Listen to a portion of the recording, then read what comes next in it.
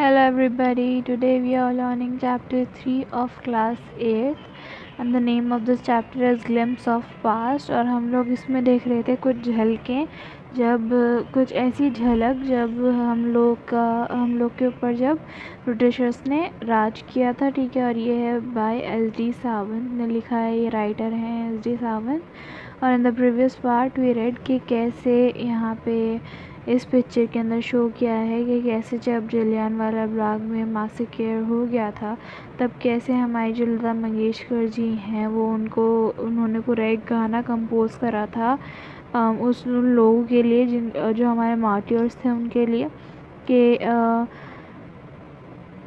O my countryman let your eyes fill with tears, ऐ मेरे वतन के लोगों ज़रा आँख में भर लो पानी, जो शहीद हो गए उनकी ज़रा याद करो कुर्बानी। This was the song. फिर हमने पढ़ा था कि कैसे कंपनी इंडिया के अंदर कैसे घुसी, कैसे कैसे लोगों को क्या क्या लगा। ठीक है, हमने देखा कि ब्रिटिशर्स ने रूल कैसे करना स्टार्ट करा। देन वी सॉ कि राजा राम मोहन रॉय ने क्या क्या करा हमारे लिए। ठीक है, देन वी सॉ कि this is the fourth part. Okay, and the fifth one will be operation. Okay, so operation is operation मतलब किस तरीके से हम पे दबाव डाला गया, हम लोग उसके इस पार्ट के अंदर यहाँ से शुरू करेंगे। ठीक है, तो लेट्स बिगिन विद ऑपरेशन, जो कि 1765 से लेकर 1835 तक कैसे जो ब्रिटिशर्स थे उन्होंने हम पर थोपने शुरू कर दिए अपनी लॉस को, उनके चीज़ों को। ठीक है, but the Britishers continue to oppress Indians. ठीक है, राजा राम मोहन रॉय के वहाँ जाने के बाद जो उन्होंने बोला, उसके बाद भी जो ब्रिटिशर्स थे वो हम पे तब भी दबाव डाल रहे थे, हमें परेशान कर रहे थे, ऑप्रेस कर रहे थे। ठीक है, हम पे थोप रहे थे चीज़ों को। सो इन 1818 they had pass regulation 3। Under it an Indian could be gelled without trial in a court. अब क्या होगा कि उन्होंने एक ऐसा रेगुलेशन पास करा 1818 में कि ये पास करा रेगुलेशन 3 के अंडर के कोई भी जो इंडियन है उसको बिना किसी के जो जैसे अपन लोग ट्रायल क्या होता है, ट्रायल होता है जब पूरा जो केस होता है उसको पूरी छानबीन की जाती है बिना एविडेंस किसके, कोई भी किसी को भी जेल में नहीं डाला जाता, राइट। तो ये चीज़ उन्होंने क्या करा कि ये बिना ट्रायल के जाएंगे, इंडियंस को भिजा दिया जाएगा कोई भी अगर कोई क्राइम करेगा। तो मतलब देखो कितना ज़्यादा हमें डराया जाता था, धमकाया जाता था कि अगर हम कुछ करें तो इट विल बी, तो अगर हम पे कोई केस है तो उसके लिए उसकी सुनवाई भी नहीं होगी। ठीक है, सो दिस वाज इट, ये चीज़ ये लोग करने लगे थे हमारे ऊपर। ठीक है, सो yeah, where were we? All the time British officers in India drew big salaries and also made fortunes in private businesses। अब क्या है, अब पूरे जब भी ये लोग जब पूरा हम पे, तो ये लोग क्या कर रहे थे, बहुत ज़्यादा ऑपरेशन कर रहे थे, हमें परेशान कर रहे थे, हम पे टैक्सेस लगाए जा रहे थे। लेकिन ये लोग क्या कर रहे थे इस पूरे वक्त के अंदर, ये लोग इनके जो ब्रिटिशर्स ऑफिसर्स थे ना, इनको बहुत बड़ी सैलरीज दी जाती थी। और अगर इसी पोस्ट पे कोई और ऑफिसर है इंडिया का तो उसको बहुत कम सैलरी दी जाती थी, राइट। और फिर ये लोग क्या कर रहे थे, ये लोग इनके जो प्राइवेट बिजनेसेस होते थे, ये लोग अलग से भी ये लोग क्या करते थे, बिजनेसेस चलाते थे और उसके अंदर भी इन लोगों को बहुत सारा कमाई होती थी। मतलब दे मेड फॉर्च्यून्स, मतलब उनकी पूरी ज़िंदगी बढ़ जाए इतना ज़्यादा इन लोगों ने इंडिया में आके कमाना शुरू कर दिया था। ओके, अब 1829 के अंदर क्या हुआ, ब्रिटेन जो था वो एक्सपोर्ट कर रहा था ब्रिटिश की चीज़ों को कहाँ से, ब्रिटेन यहाँ से ब्रिटेन की चीज़ों को क्या कर रहा था, एक्सपोर्ट कर रहा था यहाँ पे कितने में, 7 करोड़ रुपीस। ठीक है, इंडिया को 7 करोड़ रुपए उस वक्त के, मतलब एक रुपए की भी इतना ज़्यादा कीमत होती थी, तो उस वक्त इन लोगों ने 7 करोड़ रुपए की चीज़ें क्या करा, इंडिया को ट्रेड करा, एक्सपोर्ट करा, ठीक है। मतलब खुद के तो आराम से बिना ड्यूटी बिना टैक्स के यहाँ पे लाते थे सामानों को और बेचते थे, ठीक है। लेकिन यहाँ से अगर कोई सामान जाता था तो वहाँ पे वो बहुत ज़्यादा भारी टैक्स के साथ लग के जाता था, ठीक है। The British prospered on the company's loot while Indian industries began to die. अब क्या हो, ये जो ब्रिटिश इंडस्ट्रीज़ ने क्या करा, बिल्कुल जो इंडिया की इंडस्ट्रीज़ थी ना उनको ख़त्म कर दिया। क्यों? क्योंकि देखो उनके ऊपर कोई टैक्स नहीं लगता था, लेकिन इंडिया की जो इंडस्ट्रीज़ हुआ करती थी उन पे हद से ज़्यादा ये लोग टैक्स लगा देते थे और कहते थे कि भाई तुम टैक्स दोगे और तुम तभी एक्सपोर्ट करोगे यहाँ से एक जगह से दूसरी जगह पे चीज़ों को, ठीक है। Governor General Bentinck reported back home, the bones of cotton weavers are bleaching the plains of India। अब क्या हुआ कि मतलब ये लोग जो कॉटन वीवर्स हुआ करते थे, देखो जो हाथ से काम करने वाले होते थे देखो इंडिया के अंदर, क्यों? क्योंकि देखो इंडिया के अंदर इतनी ज़्यादा टेक्नोलॉजी नहीं थी, राइट। लेकिन ये ब्रिटिशर्स थे, इनकी जो मशीन्स थी इतनी ज़्यादा शानदार हुआ करती थी कि मतलब वो नॉर्मली हाथ से तो 2 गुना ज़्यादा स्पीड से क्या बना दे, कपड़े बना दे, ठीक है। तो जो कॉटन वीवर्स थे, जो गवर्नर जनरल बेंटिक हैं, इन्होंने क्या बोला कि जो कॉटन वीवर्स हैं इंडिया के, वही क्या कर रहे हैं, इंडिया के प्लेन्स को उनकी बोन्स ही इंडिया के प्लेन्स को ब्लीच कर रही हैं, ठीक है। मतलब इतने ज़्यादा वो लोग क्या हो गए हैं, बिल्कुल पतले हो गए हैं इंडिया के लोग, इतने ज़्यादा परेशान हो गए हैं ब्रिटिशर्स से कि उनकी बोन्स नज़र आने लग गई हैं जो कॉटन वीवर्स हैं उनकी। क्योंकि कॉटन वीवर्स क्या करते थे, खुद अपने हाथ से ही बनाते थे ना हर चीज़। तो देखो अब उनके पास कुछ काम नहीं है करने को, क्योंकि जो ब्रिटिशर्स हैं उन्होंने उनका काम छीन लिया, कैसे, उनकी मशीन्स के थ्रू, ठीक है। तो इसीलिए क्या हुआ कि जो कॉटन वीवर्स वगैरह थे इनके पास अब कोई भी बिज़नेस नहीं था वो करने को, ठीक है। सो ऐसा लगने लग गया था, बिल्कुल उनकी हड्डियाँ क्या हो गई थी, बिल्कुल बाहर आ के ऐसी नज़र आने लग गई थी उनकी हड्डियाँ, ठीक है। अब देखो यहाँ पे क्या हुआ, डिससेटिस्फैक्शन शुरू हुआ इंडियंस के अंदर। उन लोगों को पता लगने लगा कि देखो अब हमारे साथ, उनको पता लगने लगा कि उनके साथ बहुत ज़्यादा गलत हो रहा है, इंडियंस को समझ आने लगी चीज़ें, ठीक है। सबसे पहले देखो उनका पहली गलती ये थी कि इन्होंने चाहा कि जो इंडिया की एजुकेशन के अंदर देखो पर्शियन और संस्कृत ही चलती थी पहले। लेकिन फिर क्या हुआ, इन लोगों ने करा कि भाई इन लोगों ने चाहा कि ये लोग इंग्लिश किसको सिखा दें, इंडियंस को सिखा दें, ताकि ये आराम से और ज़्यादा काम करा सकें हम लोगों से, ठीक है। तो इन लोगों ने ये चाहा कि एजुकेशन जो सिस्टम है इंडिया का उसके अंदर ये लोग इंग्लिश को भी डाल दें, लैंग्वेज को, क्योंकि पहले सिर्फ और सिर्फ पर्शियन और संस्कृत ही यूज़ की जाती थी, मतलब पढ़ाया भी सिर्फ पर्शियन और संस्कृत को ही जाता था, क्योंकि ठीक है। सो एजुकेशन यहाँ पे देखो एक जो गवर्नर जनरल क्या बोल रहा है, we should teach the natives through the English language. So दूसरा वाला क्या बोल रहा है, आई एग्री। अब देखो क्या हुआ, English education produced clerks to home the Britishers gave petty jobs under them. Incidentally, it also produced a new generation of intellectuals। intellectuals कौन होते हैं? intellectuals वो होते हैं जो कि जिनको समझ आती हैं चीज़ें, दे आर वेरी इंटेलिजेंट, ठीक है। तो उनको हम क्या कहते हैं, intellectuals कहते हैं। अब क्या हुआ, जब इंग्लिश एजुकेशन हुई इंडिया के अंदर शुरू, तो ऐसे इंग्लिश जो मैन थे, जो ब्रिटिशर्स थे, उन्होंने क्या करा, उन्होंने चाहा कि मतलब उन्होंने कुछ ऐसे आदमियों को इंग्लिश वगैरह सिखा दी, ठीक है, आराम से, और फिर उनको क्या बना दिया, क्लर्क्स बना लिया और उनको उनसे सारा काम लिया जाता था। लेकिन उनको सैलरी कितनी जाती थी, बहुत ज़्यादा कम दी जाती थी, बहुत ज़्यादा उनसे लिखवाया जाता था सब कुछ। कौन करवाता था, ब्रिटिशर्स के अंडर इंडियंस कर रहे थे ये सारी चीज़ें जब उनको इंग्लिश आ गई, ठीक है। तो मतलब उनको बहुत बुरी बुरी जॉब्स देते थे और लगातार उनसे लिखवाते थे, हर चीज़ किससे करवाते थे, ब्रिटिशर्स इंडियन से करवाते थे, और सारा क्रेडिट कौन ले जाता था, ब्रिटिशर्स ले जाते थे, ठीक है। We must educate. अब क्या हुआ, ये जो क्लर्क्स वगैरह जो ब्रिटिशर्स ने बना दिए, उनके अंदर क्या हुआ, उसी इंसिडेंट्स में कुछ ऐसा हो गया कि एक पूरी न्यू जनरेशन निकल के आ गई इंटेलेक्चुअल्स की, मतलब न्यू मतलब जिनको समझ आने लगी कि इंडिया के साथ क्या हो रहा है एक्चुअली में, ठीक है।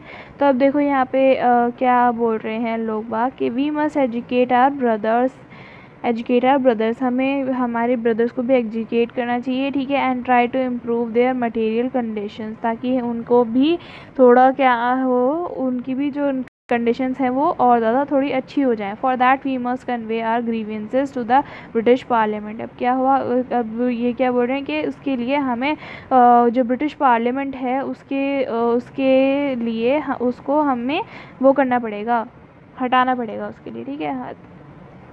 ग्रीवेंस करना पड़ेगा, मतलब हमारी जो बातें हैं, जो हमारी मांग है, उस जाके ब्रिटिश पार्लियामेंट के अंदर लगानी पड़ेंगी। अब देखो यहाँ पे हम लोग यहाँ पे कंपेयर करेंगे। देखो पहले तो इतना ज़्यादा कम एरिया था जो कि ब्रिटिशर्स जिस पे रूल कर रहे थे, लेकिन अब पूरा ऑलमोस्ट इंडिया को ही ब्रिटिश एरिया ने कवर कर लिया था 1856 के अंदर, ठीक है। They cared little about the needs of Indian. अब क्या हुआ, जो इंडियंस हैं उनको इसी सारी चीज़ समझ में आने लगी कि अब देखो यहाँ पे ये लोग क्या बोल रहे हैं, they cared little about their Indian needs of Indians. Our kings become puppets, we have lost our old jobs. अब क्या बोल रहा है एक आदमी के हमारे जो किंग्स हैं ना वो बिल्कुल पपेट्स बन गए हैं, इनके हाथों की पुतली बन गए हैं, और हमारी जो जॉब्स हैं ना वो बिल्कुल हमारे हाथों से चली गई हैं। और दूसरा बोल रहा है हैंड लैंड्स भी हमारे हाथों से चला गया है। They are converting our brothers, क्या कर रहे हैं वो लोग, हमारे जो वो ब्रदर्स हैं उनकी क्या कर रहे हैं, कन्वर्ट कर रहे हैं, ठीक है। अब एक और बोल रहा है यहाँ पे, you only talk, do something to drive them out. अब क्या है, ये बोल रहा है एक आदमी कि तुम लोग सिर्फ और सिर्फ बातें करते रह जाओगे और उनको बाहर निकालने के लिए कुछ करो भी।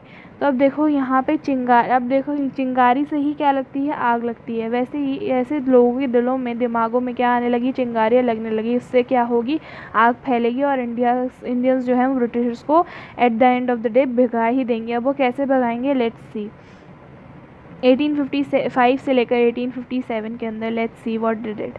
Taxes continued to ruin the peasants. In Bengal, the Santals who had lost their lands under the new land rules became desperate. In 1855, they rose in rebellion and massacred Europeans and their supporters alike. अब क्या हुआ, taxes से जो peasants थे, जो जिसे कहते हैं एग्रीकल्चर वाले जो लोग होते हैं, मतलब जो फार्मर्स होते हैं, जो किसान थे, उनके बिल्कुल जो लाइफ्स थी वो बिल्कुल ऑलमोस्ट रुइन हो गई थी, ठीक है। उनकी पूरी ज़िंदगी उन्होंने ख़राब करनी थी। क्यों, क्योंकि उनको इतना ज़्यादा टैक्स दे के उनके लैंड्स ले लेते थे उनसे, पता नहीं क्या क्या कर लेते थे, ठीक है। तो बंगाल के अंदर इस चीज़ों से तंग आकर एक संतल एक ट्राइब है, ठीक है। तो जो संतल्स थे उन्होंने क्या करा, जिनकी लैंड चले गए थे ना उन न्यू रूल्स के अंडर, ठीक है, तो वो बहुत ज़्यादा गुस्से में आ गए, ठीक है। दे बिकेम डेस्परेट और 1855 के अंदर एकदम से उन्होंने रेबेलियन और मैसेकेयर कर दिया यूरोपियंस के साथ, मतलब बहुत ज़्यादा ख़तरनाक आग लगाई और उनको उसी आग के अंदर जला दिया, ठीक है। जलाकर राख कर दिया। रेबेलियन मतलब होता है बहुत बड़ी सी लड़ाई कर दिया, और मैसेकेयर होता है मतलब बहुत सारे जब लोग एक साथ मिलकर मर जाते हैं ना, so that is what massacre is, मतलब कोई बहुत ख़तरनाक सी घटना होती है उसको मैसेकेयर कहते हैं, ओके। अब क्या हुआ, अब ये चीज़ तो हो गई पीजेंट्स के साथ, पीजेंट्स ने ऐसे ऐसे करना शुरू कर दिया। अब क्या हुआ, discontent was brewing in the East Indian company's army too. अब क्या हुआ, डिसकंटेंट मतलब कि इंडिया की जो ईस्ट इंडिया कंपनी की जो आर्मी थी, जिसमें बहुत सारे क्या थे, बहुत सारे जो इंडियन सोल्जर्स भी थे, ठीक है। तो उन्होंने क्या करा, उन लोगों को भी दिमाग में ये चीज़ आने लग गई, क्यों कि ये लोग बहुत ज़्यादा बुरा करेंगे। क्यों, क्योंकि देखो यहाँ पे ये लोग बात कर रहे हैं, लेट्स जस्ट रीड दैट, फिर हम लोग पढ़ेंगे, फिर हम लोग then I'll tell you what they all are saying. The white soldier gets huge pay, mentions to live in servants, while we get pittance and slow promotions. The Angrez ask to cross the sea, which is against our religion. Who is the topi wala to abolish our age-old customs? We must drive the Angrez out. Sepoy Mangal Pandey attacked the adjutant of regiment and was executed. अब क्या हुआ, देखो इन लोगों को army जो है, Indian army नहीं मतलब जो ब्रिटिश आर्मी जो थी ईस्ट इंडिया कंपनी की, उसके अंदर भी बहुत ज़्यादा लोगों को खतरा गरज लगने लग गया। क्यों? क्योंकि देखो उस वक्त क्या था, यहाँ पे बोल रहा है कि जो वाइट सोल्जर जो हैं वो क्या कहते हैं, उनके पास तो बड़े बड़े मतलब उनको इतना ज़्यादा पैसा दिया जाता था। जो वाइट सोल्जर्स होते थे मतलब जो ब्रिटिश सोल्जर्स होते थे आर्मी के अंदर, उनको बहुत सारा पैसा देते थे, ठीक है, उनको बहुत ज़्यादा अच्छे से ट्रीट करते थे। लेकिन इंडियंस जो हुआ करते थे उनको बहुत ज़्यादा कम सैलरीज देते थे, ठीक है, और बहुत ज़्यादा कम सैलरीज के साथ साथ उनको बहुत ज़्यादा गंदी तरीके से ट्रीट भी किया जाता था, ठीक है। अभी ये जो सोल्जर्स होते थे आर्मी के, उनको क्या देते थे, ब्रिटेन आर्मी के सोल्जर्स को बहुत ज़्यादा पैसे दिया करते थे। मेंशंस होते थे, उनके मेंशंस के अंदर बाकायदा नौकर होते थे, मतलब इतने अमीर कर देते थे उन लोगों को, उनको अच्छे अच्छे प्रमोशंस दिया करते थे। लेकिन इंडियंस को बहुत ज़्यादा स्लो प्रमोशंस देते थे और बहुत कम पैसे दिया करते थे, ठीक है। तो जो एक सिपाही था, ये लोग सिपाहियों को कहते थे पहले। तो सिपाही थे एक मंगल पांडे, जिन्होंने क्या करा, जिन्होंने जो उनका एक एजुटेंट था उसको क्या करा, अटैक कर दिया। लेकिन उसके बाद उनको तो खैर एग्जीक्यूट कर दिया था, उनको ही मार दिया था मंगल पांडे जी को। लेकिन एंड में क्या हुआ, इस चीज़ की वजह से बहुत ज़्यादा अफरा तफरी मची और जो सिपाही थे, जो सारे सिपाही थे, उन लोगों के अंदर ये चीज़ आ गई कि हाँ अब हम लोगों को इन ब्रिटिशर्स के अगेंस्ट क्या होना है, स्टैंड करना है, ठीक है, इन ब्रिटिशर्स के अगेंस्ट। थाउजेंड्स ऑफ अदर सिपाहीज revolted, they were stripped of their uniforms, humiliated and put in irons। अब क्या हुआ, इसके बाद जब मंगल पांडे ने ये करा तो क्या हुआ, बहुत भी हज़ारों ऐसे सिपाही थे जिन्होंने रिवोल्ट करना शुरू कर दिया, ठीक है, मतलब इनके अगेंस्ट खड़े होना शुरू कर दिया। और इन लोगों की जब इन लोग ऐसे करते थे तो इनकी यूनिफॉर्म्स को फाड़ दिया जाता था, इनको शर्मनाक सज़ाएँ देते थे ये लोग जो ब्रिटिशर्स थे। उनको जो बेड़ियाँ होती हैं उसके अंदर बांध दिया करते थे, ठीक है।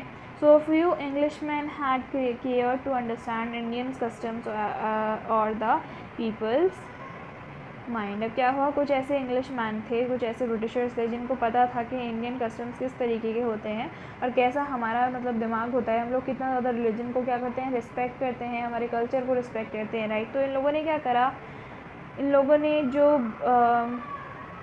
जो बुलेट होती थी ना, पहले देखो बुलेट वो वाली नहीं होती थी जो कि मतलब आप डालो और वो चल जाए, नो। पहले क्या था, जो बुलेट होती थी ना, उसको इन लोगों को उसके ऊपर से दांत से उसकी ग्रीस हटानी पड़ती थी, ठीक है, उस बुलेट की ग्रीस दांत से तोड़ कर हटानी पड़ती थी, यू कैन से, ठीक। तो क्या होता है, तो देखो जब वो मुंह पे लगेगी, हल्की से लगेगी ना, जब उसको तोड़कर गन के अंदर डालेंगे तब उसको शूट करना होता है, तो थोड़ी तो लगेगी वो। तो इन लोगों ने क्या करा, इन लोगों ने ये अफवाह फैला दी कि भाई ये जो बुलेट होती है ना, उसका जो ऊपर का हिस्सा होता है वो किससे बना होता है, काऊ और पिग्स के फैट से, ठीक है। तो इन लोगों ने ऐसा बोल दिया कि ऐसा ऐसा होता है, बुलेट के ऊपर जो तुम लोग मुंह से तोड़ते हैं ना, वो किससे बना होता है, वो सिर्फ और सिर्फ काउज और पिग्स के फैट से बनता है, ठीक है, उनके गोश्त से बनता है। तो देखो ब्राह्मण्स जो होते हैं वो ब्राह्मण्स बिल्कुल भी नॉनवेज को टच नहीं करते, ठीक है, और वो काउस को क्या मानते हैं, बहुत ज़्यादा होली मानते हैं, राइट। तो उनके लिए कितनी ज़्यादा बड़ी बात हो गई जब उन लोगों ने ये कहा कि तुम्हें अब जो गन्स है ना, जो हमने तुम्हें बुलेट्स दिए ना, उसको तुम जो मुँह से तोड़ते हो, तो मतलब वो कितनी ज़्यादा खतरनाक बात हो गई इन लोगों के लिए कि जब वो नॉनवेज तक टच नहीं करते, उनके लिए काऊ इतनी ज़्यादा होली होती है, होली काऊ होती है उन लोगों के लिए। तो इन लोगों ने ऐसा कैसे कर दिया उनके साथ, ठीक है। और जो मुस्लिम्स होते हैं वो बिल्कुल भी पिग्स को टच नहीं करते, ठीक है, they do not eat pigs, और वो लोग उस चीज़ को हराम मानते हैं, ठीक है, पिग्स को क्या मानते हैं, हराम मानते हैं। इसीलिए तो क्या बोल रहे हैं, the white man have deceived them too, okay, मतलब राइट मैन ने उनको भी धोखे में डाल दिया, ओके। अब क्या हुआ, soon chapatis were sent from village to village to tell the people that their emperor would want their service। अब क्या हुआ, अब ये इन लोगों ने बहुत ज़्यादा दिमाग से इन लोगों ने एक चीज़ निकाली कि जो भी जब इन लोगों को एक क्या करते थे ये लोग, एक इन्होंने कस्टम बना लिया कि जो रोटियां होती हैं ना, रोटियों को एक विलेज से दूसरे विलेज तक जाते थे और फिर ये चाहते थे कि that their emperor want their services, ठीक है। मतलब इन लोगों ने ऐसा करा कि पूरा इकट्ठा करने के लिए पूरे इंडियंस को इन्होंने क्या करा कि ब्रिटिशर्स को पता नहीं लगे ये लोग ये सारी चीज़ें कर रहे हैं, तो एक चीज़ बनाई कि चपातीस को एक जगह से दूसरी जगह भेजा जाएगा, ठीक है। और अगर उस किसी और ने उसको रिसीव कर लिया तो मतलब ये समझ लिया जाएगा कि वो लोग इस लड़ाई के अंदर जो दूसरा विलेज है वो भी साथ में है, ठीक है। ऐसे ही ये चीज़ मिल गई। अब जो इस चपाती के साथ साथ रोटियों के साथ साथ सिमिलरली लोटस फ्लावर जो होता था उसको भी ये लोग एक इंडियन सोल्जर्स के अंदर क्या करते थे, सर्कुलेट करते थे ये जानने के लिए। और इसका स्लोगन क्या था, मतलब किसी ने लोटस फ्लावर एक्सेप्ट कर लिया तो उसका मतलब ये था कि फॉरनर्स की डेथ होगी, ठीक है, death to the foreigner. The message gave all help and shelter to the patriots. अब जो मैसेज थे, जो मतलब बड़े बड़े लोग थे उस ज़माने के, मतलब जो अभी भी चल रहे थे, मतलब तो वो उस वक्त भी क्या थे, वो थोड़े जिसे कह सकते हैं वो उस वक्त भी अमीर थे, ठीक है। उन ब्रिटिशर्स की इतने सारे जुल्म के बाद भी तो उन्होंने क्या करा, उन्होंने खूब मदद करी इन लोगों की जो पैट्रियट्स थे, ठीक है, जो लड़ रहे थे आज़ादी की लड़ाई में, और खूब उनकी मदद करी और उनकी हेल्प करी, उनको शेल्टर दिया, ठीक है। अब शुरू हुआ रिवॉल्ट। अब ये रिवॉल्ट कब शुरू हुआ, लेट्स सी। रिवॉल्ट के अंदर क्या क्या हुआ कि देखो, सबसे पहले तो मेरठ के अंदर बहुत ज़्यादा ख़तरनाक लड़ाइयाँ होनी शुरू हो गई, ठीक है। मेरठ जो एरिया है वहाँ पे सिपाहियों ने आपस में लड़ाई करना शुरू कर दी, ठीक है। जब बहुत सारे जो सिपाही थे वो कहाँ चले गए, दिल्ली के अंदर गए, और उन्होंने जो बहादुर शाह जो वहाँ का एम्परर था उससे बोला कि अब आपको हमारे साथ लड़ना पड़ेगा, ठीक है। तो बहादुर शाह थे वो तैयार हो गए, ठीक है। और उन्होंने बोला long live our emperor Bahadur Shah. उन्होंने बोला कि अब आपको ही हमारा एम्परर बनना होगा, अब हम ब्रिटिशर्स से बिल्कुल तंग आ गए हैं, ठीक है। अब जो रिबेलियन था, ये जो पूरी प्रोटेस्ट था वो और ज़्यादा फैल गया, पूरे इंडिया के अंदर फैल गया, यू कैन से। जो बहुत सारे लैंडलॉर्ड्स थे उनके भी जो लैंड्स थे ना, लैंडलॉर्ड्स कौन होते हैं, जिनके लैंड्स होते हैं वो लोग उस पर काम कराते हैं, राइट। तो जो लैंडलॉर्ड्स थे ना, उनके भी लैंड्स किसकी वजह से चले गए थे, उनके हाथ से, ब्रिटिशर्स और ब्रिटिशर्स की पॉलिसी की वजह से चले गए थे। और वो बहुत ज़्यादा किस्में थे, गुस्से के अंदर थे, इसलिए जो लैंडलॉर्ड्स थे वो भी इनके साथ अगेंस्ट खड़े हो गए, और बड़े बड़े जो लैंडलॉर्ड्स थे जिनकी ज़मीनें चली गई थी वो भी साथ में खड़े हो गए, ठीक है। This happen. अब देखो इंडिया की फ्रीडम फाइट कब शुरू हुई, 1857 के अंदर अब ये चीज़ें शुरू हो गई। बहुत सारे ऐसे फॉर्मर रूलर थे, जैसे कि बेगम हज़रत महल थी लखनऊ की, जिन्होंने उनका किंगडम उनसे छीन लिया था। तो देखो अब ये जो बेगम वगैरह होते थे, इन लोगों के पास खूब पैसा हुआ करता था, ठीक है। तो ये लोग अब इन लोगों ने क्या करा, इन लोगों ने भी फाइट करना शुरू कर दिया अगेंस्ट ब्रिटिशर्स, ठीक है। अब जो पॉपुलर लीडर्स हुआ करते थे, जैसे कि मौलवी अहमदुल्ला थे फैज़ाबाद के, ठीक है, उन्होंने भी लोगों को प्रोत्साहित करना शुरू कर दिया। अब ये क्या होते हैं, जो बड़े बड़े लोग होते हैं ना, बहुत सारे लोगों को क्या करते हैं, इन्फ्लुएंस करते हैं। ये कुछ जब लीडर्स होते हैं किसी के, तो इनके पीछे बहुत सारे ऐसे लोग होते हैं जो उनको अपना गुरु मान के चलते हैं। तो ये जो मौलवी अहमदुल्ला जैसे और भी लोग थे, जिन्होंने क्या करा, जिन्होंने बड़ी बड़ी स्पीचेस दी, जिससे लोग बागों के अंदर और ज़्यादा जोश बढ़ गया पैट्रियोटिज़म का और लड़ाई करने की, ठीक है। अब लोग बाग कहाँ कहाँ से आने लगे, बरेली, कानपुर, इलाहाबाद, सब जगह से लोग बाग उठने लग गए। अब देखो इतनी ज़्यादा लोगों ने लड़ाइयाँ करी कि वी कैन सी हेयर कि यहाँ पे एक स्टोरी है, ये जो कि एक 80 ईयर कुंवर सिंह हैं जो कि बिहार के थे, जिनके हाथ में क्या लग गई थी, गोली लग गई थी, लेकिन उन्होंने क्या करा, उनका हाथ ही काट दिया उस वक्त, और उन्होंने तब भी लड़ाई करना जारी रखा जबकि उनका हाथ कटा हुआ था, ठीक है। उन्होंने ये नहीं देखा कि उनका हाथ कट गया या फिर उनके हाथ पे गोली लग गई, उन्होंने ये नहीं देखा। तो मतलब देखो कितना ज़्यादा उनके अंदर जोश था, इंडियंस के अंदर, जिन्होंने हमें आज़ादी दिलाई, ठीक है, जिन्होंने हमें आज़ाद करा। और इनके अंदर इतना ज़्यादा जोश था कि इन्होंने ब्रिटिशर्स के अगेंस्ट ये लोग खड़े रहे, ठीक है, डट कर। अब यहाँ पे एक और हैं जो कि अज़ीमुल्ला खान हैं, जिन्होंने क्या बोला, तात्या टोपे से बोला कि हमें नाना साहब को लीडर बनाना चाहिए, ठीक है। इस वॉर के अंदर, हमें इंडिपेंडेंस की वॉर के अंदर जो पैट्रियट्स थे उन्होंने पूरा जो ब्रिटेन है उनको ब्रिटिशर्स को यहाँ से भगा दिया, ठीक है। नॉर्थ इंडिया के अंदर भी ऐसे ही शुरू हुई थी यार। फिर ये जो स्टोरी है ये आई है हमारी एक इनकी बुक से, LG सावंत की बुक की एक मूवमेंट के अंदर, जिसमें बहुत ज़्यादा डीपली समझाया गया है in the history book you will know more about कि कैसे ब्रिटिशर्स आए, उन्होंने इन्वेट करा एंड ऑल, बट ये कुछ झलक थी जिससे हम लोगों को पता लग गया कि हाँ इस तरीके से हमारे जो फ्रीडम फाइटर्स थे उन्होंने हमें आज़ाद कराया and all. Okay, so let's just see the correct options. Who sang the song "O Countrymen, Let Our Eyes Fill with Tears"? It was Lata Mangeshkar. Who was the king of Mysore? Tipu Sultan. Who was the learned man from Bengal? Raja Ram Mohan Roy. Who was popular leader of Faizabad? Maulvi Ahmadullah. Okay, so this was it. This was a chapter. I hope you all have understood this chapter very well. If you haven't, please go ahead and see all the videos of this chapter related to this chapter twice. And goodbye.